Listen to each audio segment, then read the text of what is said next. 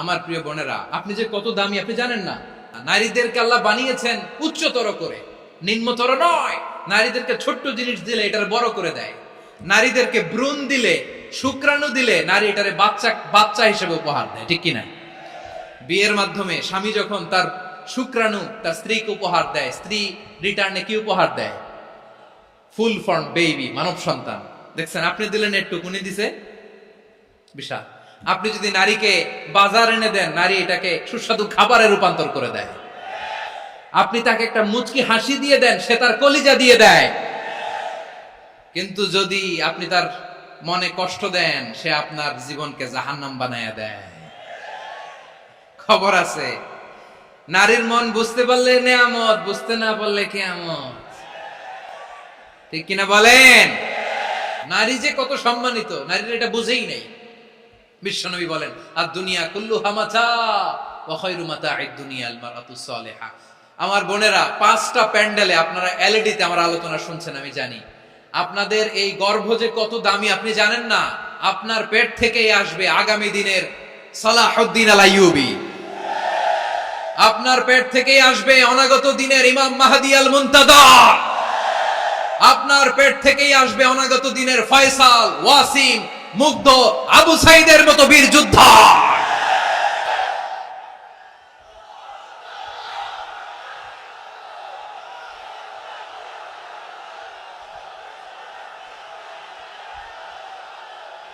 আমার প্রিয় বোনেরা, আমার প্রিয় বোনেরা, বিশ্বনবীর কথার ওজন খেয়াল করেন। আর দুনিয়া কুল্লুহা মাতা ওয়া খায়রু মাতা'আদ দুনিয়া আল মারআতু সালিহা। দুনিয়ার সবকিছুই অ্যাসেট, এর মধ্যে সবচেয়ে দামি অ্যাসেট নেককার নারী। আপনার গর্ভ যে কত দামি আপনি জানেন না। নিজের সময়টাকে কাজে লাগান, কোরআন পড়েন, সুন্নাহ পড়েন। আপনার অনেক দায়িত্ব ঘরে। You are the MD of your family. একটা family it's a very big institution. পরিবার একটা অনেক বড় প্রতিষ্ঠান। And you are the MD of your institution. আপনি এই পরিবারের MD, managing director of your family. এখানে আপনার কত দায়িত্ব। আপনি ছেলে মেয়েদেরকে তারবিয়া করবেন। আপনি আপনার স্বামীর জন্য ঘরটারে জান্নাতের নীর বানাবেন। আপনার জন্য জান্নাতের ডুপ্লেক্স বাড়ি ওইখানে তৈরি করে রাখবে কে? আপনি যে কত দামি আপনি জানেন না। নারীদেরকে আল্লাহ বানিয়েছেন উচ্চতর করে, নিম্নতর নয়। আমার প্রিয় বোনেরা, আপনি যে কত দামি আপনি জানেন না। জানেন না আপনি কত দামি, অনেক দামি আপনি। আপনাদেরকে যেন ভোগের সস্তা পণ্য বানাতে না পারে, আপনাদেরকে সচেতন থাকতে হবে, সজাগ থাকতে হবে, কনসার্ন থাকতে হবে। শয়তানের ওই হাতছানির দিকে আর নজর দেওয়া যাবে না। তাহলে কেন আল্লাহ তাআলা এই ফাহশা অশ্লীলতাকে হারাম করলেন? 1 নাম্বার, এতে হিউম্যান ডিগনিটি কমে। 2 নাম্বার, এতে মানুষের অধিকার নষ্ট হয়। আপনি বিয়ে করেছেন, এরে পরকিয়া করেন, ওর সাথে এরকম আছে না নাই? স্ত্রীর অধিকার নষ্ট করেছেন। আপনি বিবাহ সম্পর্কে আবদ্ধ হয়েছেন তার সাথে, আপনি পরকিয়া করেন ওই ছেলের সাথে, আপনি আপনার হাজবেন্ডের সাথে বিট্রে করেছেন। এজন্য আল্লাহ অশ্লীলতাকে হারাম করেছে। অশ্লীলতাকে হারাম করার আরেকটা কারণ হচ্ছে আল্লাহ তাআলা এই হিউম্যান জেনারেশনকে এটাকে প্রিজার্ভ করতে চায়। হিফজুন নাসল, এটা মাকাসিদুশ শরিয়ার অনেক গুরুত্বপূর্ণ একটা মাকাসিদ, অনেক গুরুত্বপূর্ণ। আপনার নাসল, আপনার জেনারেশনকে সংরক্ষণ করা। এই যে আসতেছে ফেব্রুয়ারি, কত ফেব্রুয়ারি জানো? এটা কি বিশ্ব ভালোবাসা দিবস? হ্যাঁ, কি দিবস? এই বিশ্ব ভালোবাসা দিবসের সাথে মুসলমানদের কোনো সম্পর্ক নাই। আমার প্রিয় ভাইরা, এই যে আপনি অবৈধ সম্পর্কে জড়ালেন, কেন আল্লাহ অশ্লীলতাকে হারাম করেছে দেখেন। বলতেছিলাম যে এটা আপনার নাসল, আপনার জেনারেশন, আপনার লিনিয়েজ, আপনার বংশকে প্রিজার্ভ করা। কে কার বাবা, কে কার মা, বাবা মা জানা, প্রজন্মকে প্রিজার্ভ করা, এটা ইসলাম ওয়াজিব করে দিয়েছে। এই যে অবৈধ সম্পর্কের কারণে, বিশ্ব বেহায়া দিবসের কারণে, এগুলোর আউটকাম, আউটপুট হিসেবে মাঝে মাঝে ঢাকা মেডিকেলের ডাস্টবিনে নবজাতকের বাচ্চার কান্নার আওয়াজ শুনতে পাওয়া যায়। চট্টগ্রাম মেডিকেলের ডাস্টবিনে নবজাতকের কান্না শুনতে পাওয়া যায়। বীর চট্টলার মুসলমানেরা বুঝতে পারলে আওয়াজ করে বলেন, এই যে চট্টগ্রাম মেডিকেলে যে নবজাতকটা পাওয়া গেল, ওর বাবাকে আমাকে বলেন। ওর বাবাকে, ওর মাকে, ও কোন ফ্যামিলির সন্তান কেউ জানে? আপনি হিউম্যান ডিগনিটিকে অপমান করেছেন না? আপনি তার ভবিষ্যৎকে অন্ধকার করেছেন না? আপনি তার লিনিয়েজকে প্রশ্নবিদ্ধ করে দিয়েছেন না। এই জন্য আল্লাহ তাআলা অশ্লীলতাকে আমাদের জন্য হারাম করে দিয়েছেন। পড়েন সুবহানাল্লাহ। এই জন্য রাব্বুল আলামিন বলেন, কুল ইন্নামা হারামা রাব্বিয়াল ফাওয়াহিশা মা যাহারা মিনহা ওয়া মা বাতান। প্রকাশ্য অপ্রকাশ্য সব অশ্লীলতাকে হারাম ঘোষণা করে দিয়েছে কে?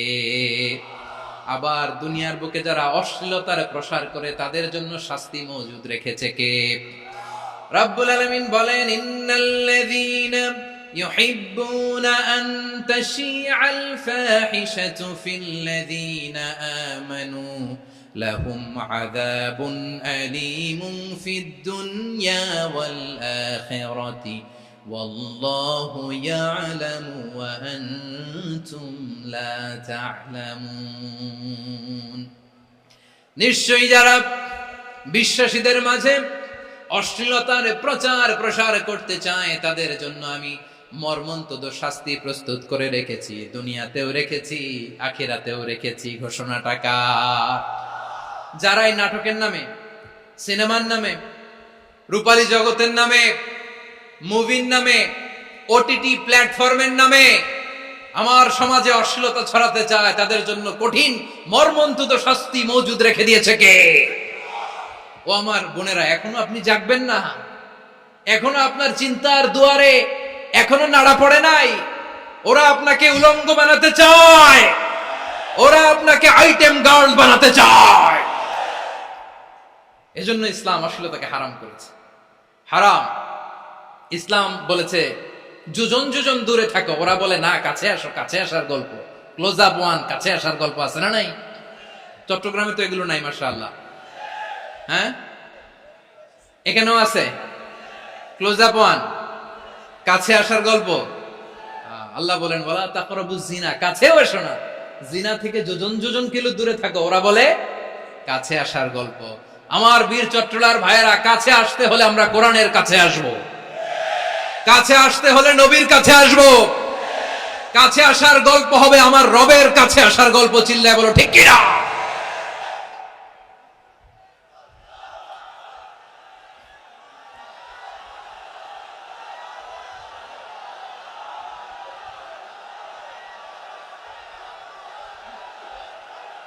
বসুন বসুন আমার ভাইয়েরা।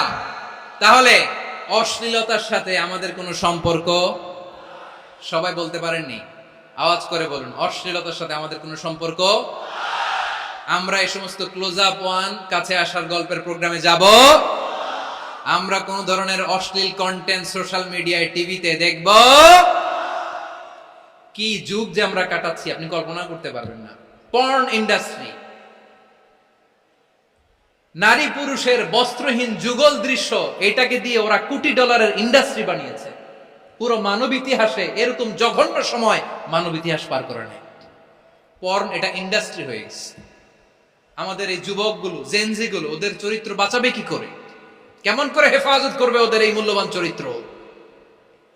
আমার প্রিয় ভাইরা, সুস্থ পুরুষ তার বায়োলজিক্যাল গ্রোথকে হরমোন দিয়ে স্টপ করে দিয়ে সে সার্জারি করে নারী হতে চায়। সুস্থ নারী পুরুষ হতে চায়। পুরুষ পুরুষের প্রতি সেক্সুয়ালি আকর্ষণ বোধ করে। এটা লূত আলাইহিস সালামের কওমের মধ্যে ছিল। এটাকেও আল্লাহ কোরআনে ফাহিশা বলেছেন। ওয়ালুতান ইয ক্বালা লিকাওমিহি আতাতুনাল ফাহিশাতা মা সাবাকাকুম বিহা মিন আহাদিম মিনাল আলামিন। লূত আলাইহিস সালাম বললেন, তোমরা কি এমন এক অশ্লীল কার্যক্রমে ডুব দিলে নাকি যেটা গোটা বিশ্বের কেউ কখনো করে নাই? তোমরাই প্রথম করেছো। পড়েন নাউযুবিল্লাহ। এই পশ্চিমের এই রোগ আমার দেশে যেন আসতে না পারে, আমাদের সজাগ থাকতে হবে। প্রিয় ভাইরা, চিল্লায় বলেন ঠিক কিনা? পশ্চিমের অবস্থা ভয়ঙ্কর। পাশ্চাত্যে, আমি যুক্তরাষ্ট্রে ছিলাম অনেকদিন, কয়েক মাস, বিভিন্ন স্টেটে ঘুরেছি। গার্ডিয়ানরা উদ্বিগ্ন। ছেলে মেয়েদেরকে, ছোট্ট ছেলে মেয়ে, ওদেরকে জিজ্ঞেস করে, তুমি how do you feel right now inside yourself? তুমি ভিতরে ভিতরে কেমন ফিল করো? তোমার কি ছেলে ছেলে লাগে না মেয়ে মেয়ে লাগে? আচ্ছা বলেন, এই ছোট্ট বাচ্চাটা ওকে এগুলো জেন্ডার অ্যাসাইনমেন্ট বলতে এগুলো কিছু বুঝে? এইভাবে মিসগাইড করা হচ্ছে। কৌতূহল বশত ছোট্ট ছেলে যদি বলে আমার তো মেয়ে মেয়ে লাগে, তখন বলে যে না তুমি মেয়ে, ছেলে না। মা বাবা বাধা দিলে ওকে আলাদা গভর্নমেন্ট হাউসে নিয়ে যাবে। ভয়ঙ্করতম অবস্থা। আমরা একটা সময় শুনতাম যে হুজুর আমার ছেলেটা খুব ভালো, হাফেজে কোরআন, আল্লাহওয়ালা। হুজুর আমার ছেলে দাড়ি রাখছে, আল্লাহওয়ালা। হুজুর আমার ছেলে 5 ওয়াক্ত সালাত জামাতের সাথে পড়ে, তার মানে আল্লাহওয়ালা। পশ্চিমে যে আমি কি শুনছি জানেন? ওরা বলে হুজুর আমার ছেলেটা ইউনিভার্সিটির একটা মেয়ের সাথে প্রেম করে, ও খুব আল্লাহওয়ালা, হুজুর দোয়া করবেন। এর কারণ ওদের কাছে আল্লাহওয়ালার ক্রাইটেরিয়া হচ্ছে হুজুর আমার ছেলেটা আরেক ছেলের পছন্দ করে নাই, আমার মেয়েটা আরেক মেয়েকে ভালোবাসে নাই, এজন্য আমার ছেলেটা আল্লাহওয়ালা, হুজুর ওর জন্য একটু দোয়া করে দিয়ে। কি চ্যালেঞ্জ ওরা ফেস করতেছে। ওনার ছেলে যে আরেক ছেলেরে বিয়ে করবে না, এটাতেই উনি খুশি যে আলহামদুলিল্লাহ আমার ছেলেটা একটা মেয়েরে ভালোবাসে, আমার মেয়েটা একটা ছেলেরে ভালোবাসে, মানে এটা খুব আল্লাহওয়ালা। নাউজুবিল্লাহ পড়তে পারলেন না? এজন্য অশ্লীল